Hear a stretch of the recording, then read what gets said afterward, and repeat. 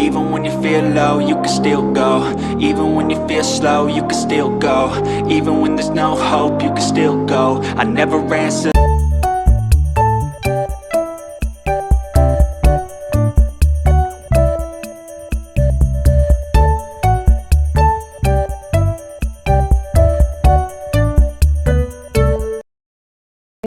अस्सलाम वालेकुम my YouTube family, क्या हाल है आप सबके। उम्मीद करती हूँ कि आप तमाम लोग खैरियत से होंगे, खुश होंगे। अल्हम्दुलिल्लाह मैं भी बिल्कुल ठीक-ठाक हूँ।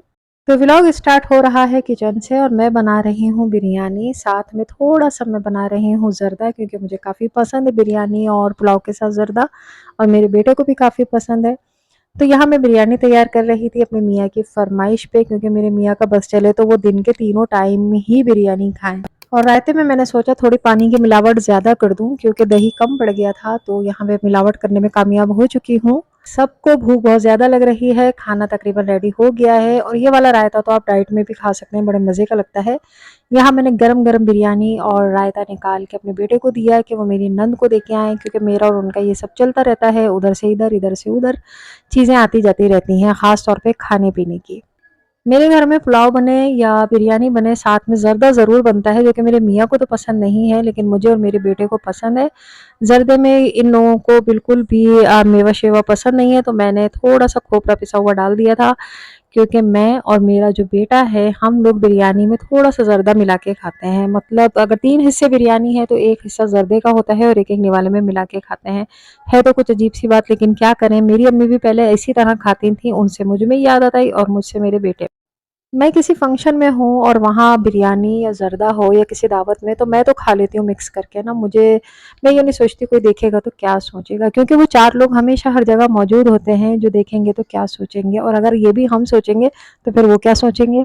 और ये मेरी नंद की बेटी ने कुछ ऑनलाइन सामान मंगवाया था मेकअप शेकअप का। मैंने कहा ये भी आपके साथ शेयर कर दूँ, हो सकता है किसी को पसंद आए और वो भी मंगवाना चाहे। ये कोरियन लिपस्टिक्स हैं, काफ़ी स्लिम और बहुत अच्छी, लेकिन इनके सारे शेड जो थे वो डार्क थे।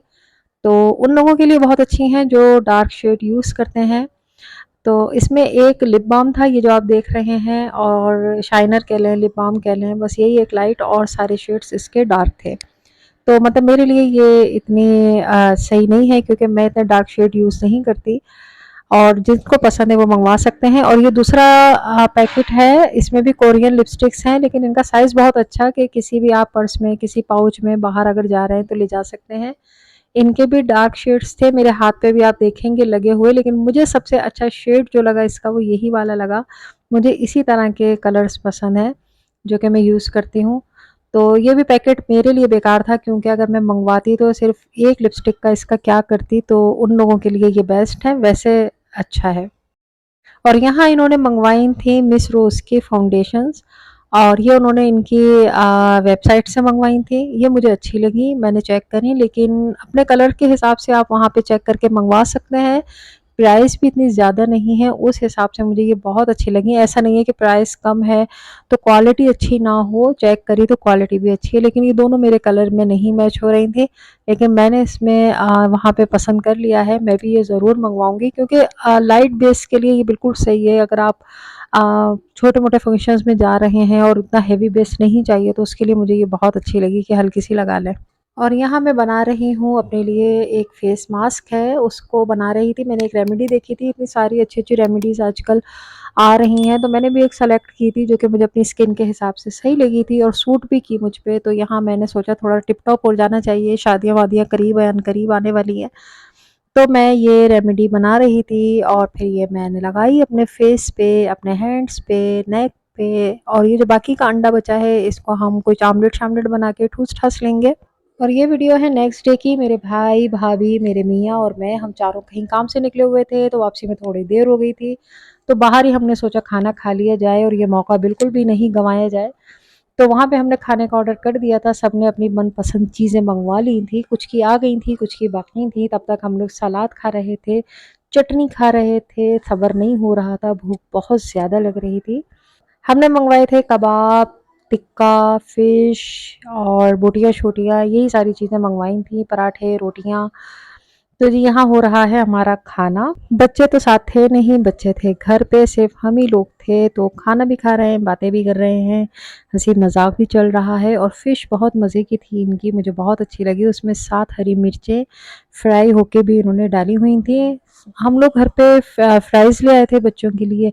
खाना वैसे बना हुआ था, लेकिन पहले उनको फ्राइज़ खिला के उनको हैप्पी हैप्पी कर दिया, ताकि उनका मूड ऑफ ना हो।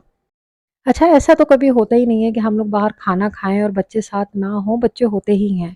लेकिन आज हम किसी काम से निकले हुए थे, तो बच्चे हमारे साथ नहीं थे। और अगर बच्चों के सामने गलती से बात निकल जाए ना कि हमने फलाँ चीज़ रास्ते में खाई थी, ओए होए! ऐसे गम लगते हैं इन लोगों को जिसकी कोई हद नहीं। और ये है कोयटा चाय ढाबा। जी, तो गुड न्यूज़ ये है, हमारे लिए तो गुड न्यूज़ है बहुत बड़ी, कि उसने, मेरी जो नंद का बेटा है, उसने ये ढाबा खोला है। और हो सकता है आगे ना जाके हम इसका नाम चेंज कर दें, लेकिन अभी तो फ़िलहाल यही अच्छा लग रहा है हम सबको। और ये खोलने की वजह भी ये है, एक तो उसे कुकिंग का बहुत शौक है, और वो घर में भी बड़ी अच्छी कुकिंग करता है, यूट्यूब से भी देखता है, कुछ उसका अपना ज़हन भी है। और ये मेरी अम्मी के घर से बहुत करीब है, जहाँ उसने ये ढाबा खोला है। 2-3 घर छोड़ के ही मेरी अम्मी का घर है। और यहाँ खोलने की वजह ये भी है इसकी, कि यहाँ से यूनिवर्सिटी बहुत करीब है, इकरा यूनिवर्सिटी। तो जो वहाँ पे भी स्टूडेंट्स हैं, बच्चे-बच्चियाँ, लड़के, तो उनके बैठने की कोई जगह ही नहीं है करीब में ना, कि वो कुछ खा सकें, पी सकें, अपनी जब क्लास नहीं होती, ब्रेक होता है या कुछ भी। तो उनके लिए, उनका सोच के ये ज़्यादा दिमाग में आया कि ऐसा किया जाए। और मेरी अम्मी क्या आई हुई थी, मेरी खाला और उनकी बेटी, और ये मेरी खालाजाद जो बहन है उसका बेटा है। तो उनको भी मैंने यहीं पे इनवाइट कर लिया था कि हम सब लोग भी होंगे, तो वहीं पे आ जाना। सबका खाना-वाना भी है, मलाई वाली चाय भी है, चाय पूरा दिन फ्री थी। दोपहर में तो यहाँ पे उसने मदरसे के बच्चे बुलवा के कुरान पाक ख़त्म करवाया था, और फिर खाना किया था, और बिरयानी बाटी भी थी, चाय भी फ्री चल रही थी दोपहर से यहाँ पे, जब से मतलब सुबह से ओपनिंग हुई थी इसकी। तो फैमिली मेंबर जितने भी हम सब हैं, हम सब लोग रात में आए थे यहाँ पे देखने के लिए कि भाई कैसा है। और यहाँ पे पठानों को ही बिठाया गया है चाय बनाने के लिए। मेरी नंद का बेटा ये काम नहीं कर रहा। हो सकता है आगे जाके वहाँ पे और भी कुछ इससे आगे भी बढ़ाने का इरादा हो, क्योंकि अभी तो चाय पराठे का सोचा है और बिरयानी का सोचा है, और अभी देखें आगे क्या होता है। तो ये हम सब लोग ही बैठे हुए चाय भी पी रहे हैं, खाने भी खा रहे हैं, और ये पठान भाई खड़े हुए जो हैं चाय शाय बना रहे हैं। बहुत मज़ा आया, हम सब लोगों ने वहाँ बहुत ज़्यादा एंजॉय किया। वापसी में मेरी नंद का जो बड़ा बेटा है, जिसकी अभी अनकरीब शादी होने वाली है, उसने फिर हमें घर छोड़ दिया था। और ये वाली जो अब आप वीडियो देख रहे हैं ना, ये जो कोल्ड ड्रिंक्स स्टार्ट हुई हैं, ये वीडियो है नेक्स्ट डे की, क्योंकि हमने देखना था जाके कि वहाँ पे नाश्ता करना था, और ये देखना था कि वहाँ पे पराठे शराठे कैसे बन रहे हैं।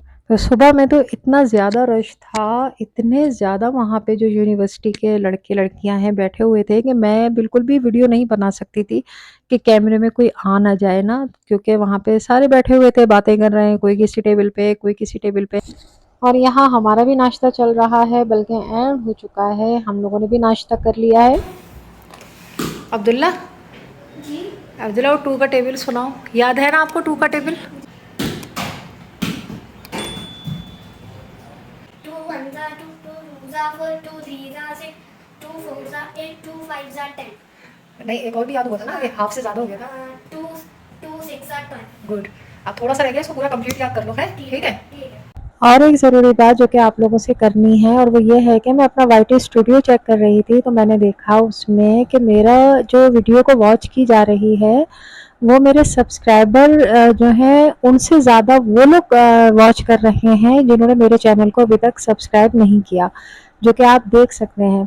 तो प्लीज़ आप जब मेरी वीडियो वॉच करें तो मेरे चैनल को सब्सक्राइब भी कर दीजिए, भूलिएगा नहीं बिल्कुल भी। अगर आप लोग सब्सक्राइब कर लेंगे ना, तो मेरा चैनल बहुत जल्दी मोनेटाइज हो जाएगा। चलो जी, वीडियो का करते हैं एंड। इंशाल्लाह बहुत जल्दी एक नई वीडियो में आप सबसे मुलाकात होगी। तब तक अपना बहुत ज़्यादा ख्याल रखिएगा, खुश रहिएगा, मुस्कुराते रहिएगा, अपनी दुआ में मुझे और मेरी फैमिली को भी याद रखिएगा। अल्लाह हाफिज़, टाटा, बाय बाय।